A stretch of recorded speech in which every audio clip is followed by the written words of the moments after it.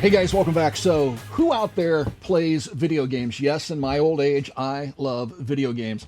And one of the things I love about the video games is that oftentimes they'll bring up old gear that either you may not be familiar with or you've long since forgotten about.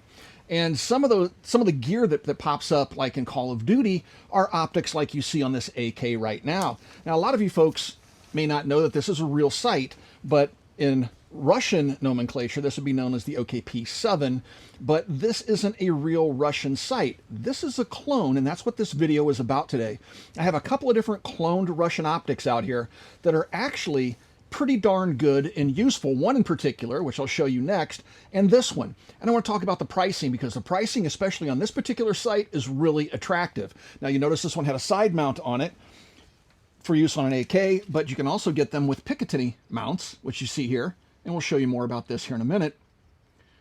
But yeah, for a gamer like myself, being able to pick up the OKP7 and play with it, along with the other side I want to show you today, is pretty darn cool. So comment down below if you play video games, because we still play video games, and maybe we can connect online sometime. And let me know what you think about some of the optics out there, and what optics would you like to see on the channel. Maybe I can get my hands on one. With that being said, let's get started with today's video, taking a look at some of the Chinese clones of Russian optics. And we're going to get this party started by making loud noises. And I'm crushing my microphone right now. This is a Polish 5.56 AK. And this came to me, I believe, from our friends over at Atlantic. And we got to talk about some of the really interesting nuances, shall we say, about this particular sight. And you're going to enjoy it.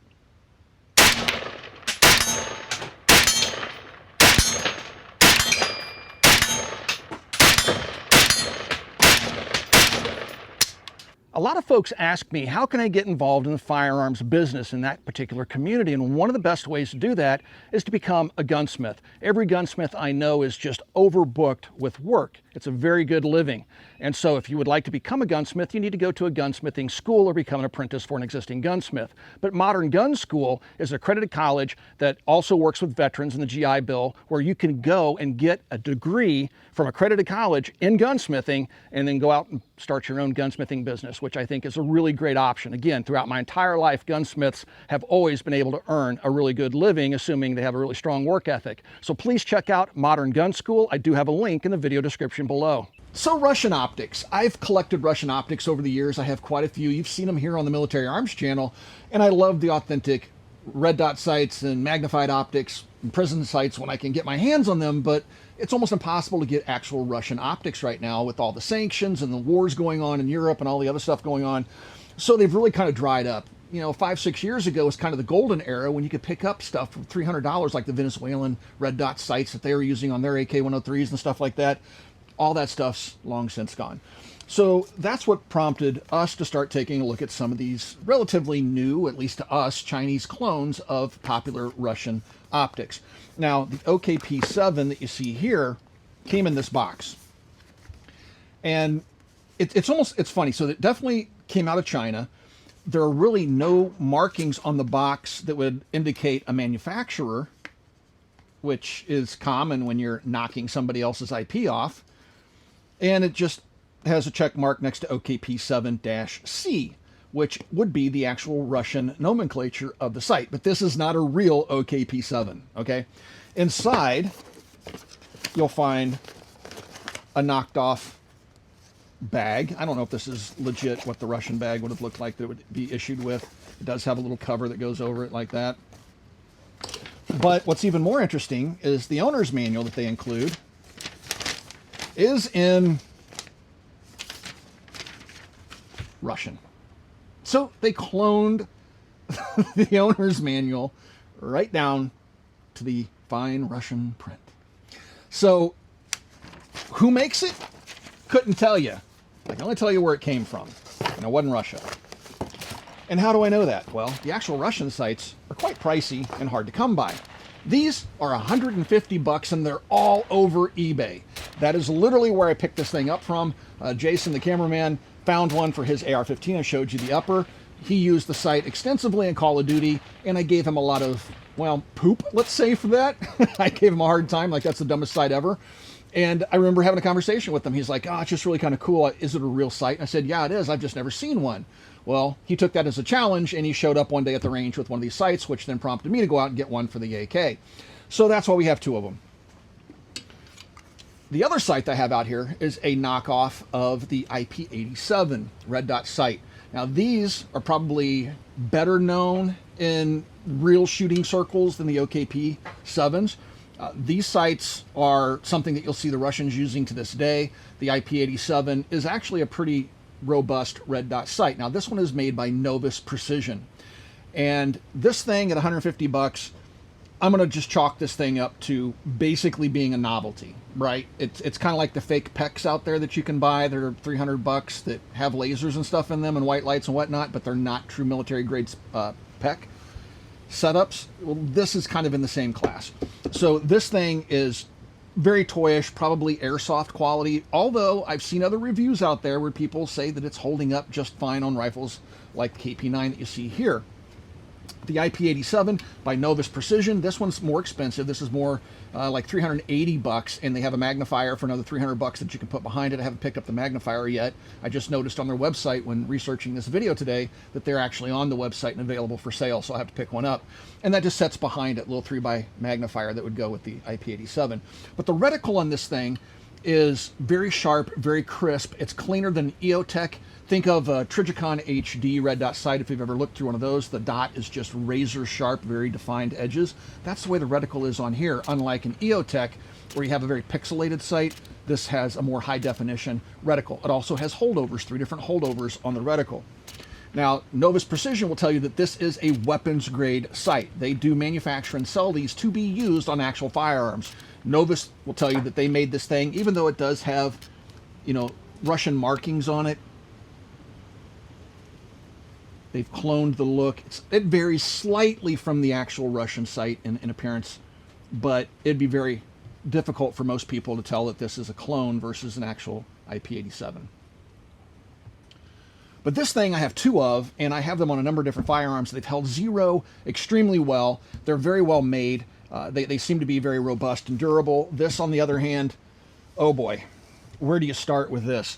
Let's break it down into the next segment. Let's kind of go over the OKP7, what I like about it, what I dislike about it, and some of the things that you're going to have to know if you want to use one of these. And then we'll talk a little bit about the Novus. Really, it's just a red dot sight that almost perfectly clones the IP87. Good quality. I recommend them. This, the jury's still out. This is literally the first day I've had mine to the range. We've shot Jason's previously. His is still holding up.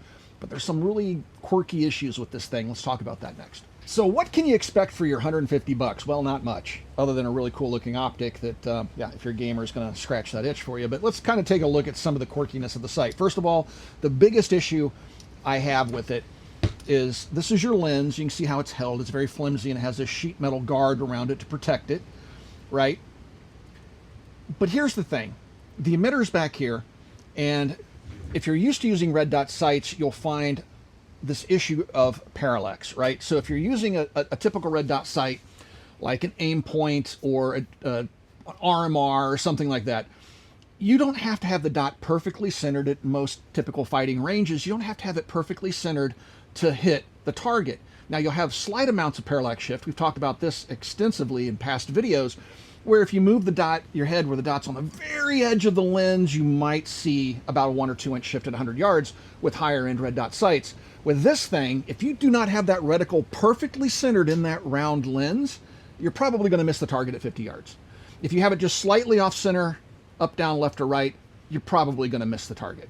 So the parallax on this thing is a huge issue, and that alone would not make it a very practical sight. You know, under the the stress of a gunfight and the heat of battle, something like this is just simply not going to work. Now, how does that compare to the actual Russian sight? Don't know. I've never actually handled a real OKP7 before.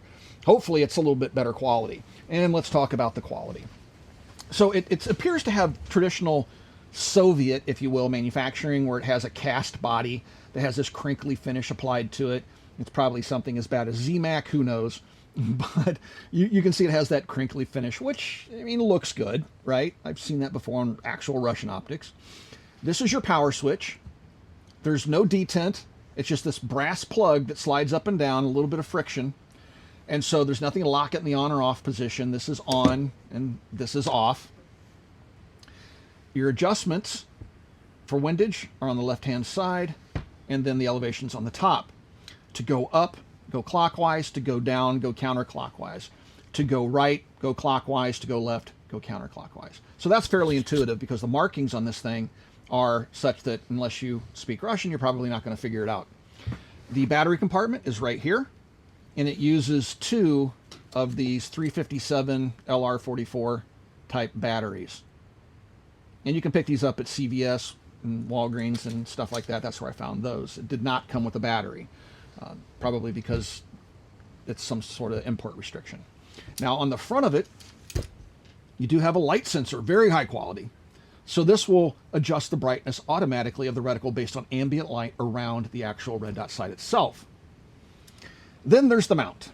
So generally speaking, with a Russian or an AK type side mount like this, you'll have a lever and you'll slide it over, you'll tension the lever and then lock the lever in place. And if you want to quickly take it off, you just loosen the lever and slide it right off the mount.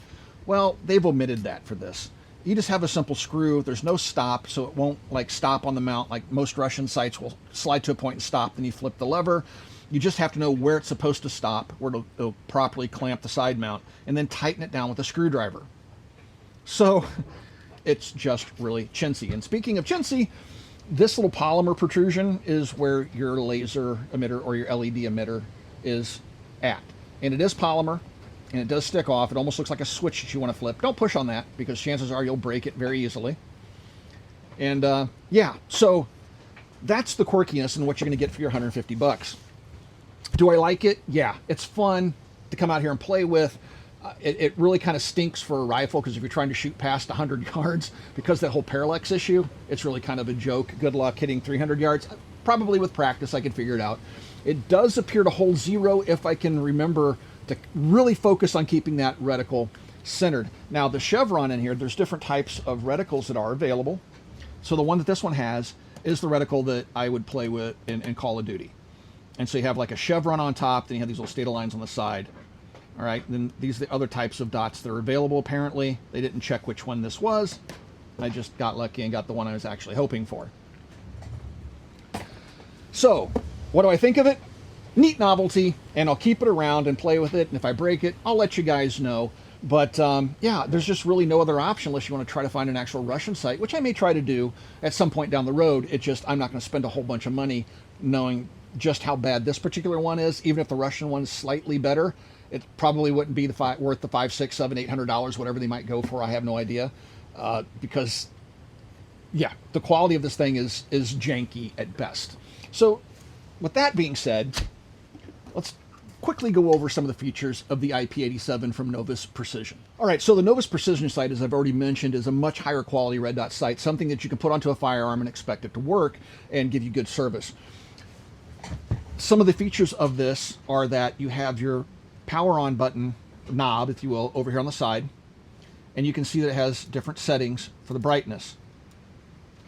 Very positive, it clicks each time it goes past a different brightness setting, and the brightness is extremely bright. So when it comes off, it's extremely bright, plenty of brightness for daylight use, even in direct sunlight, and then it gets very faint, and it would appear that even in slowest setting, because I can't see it at all, it'd probably work with night vision. Now, if that's by design or not, I have no idea.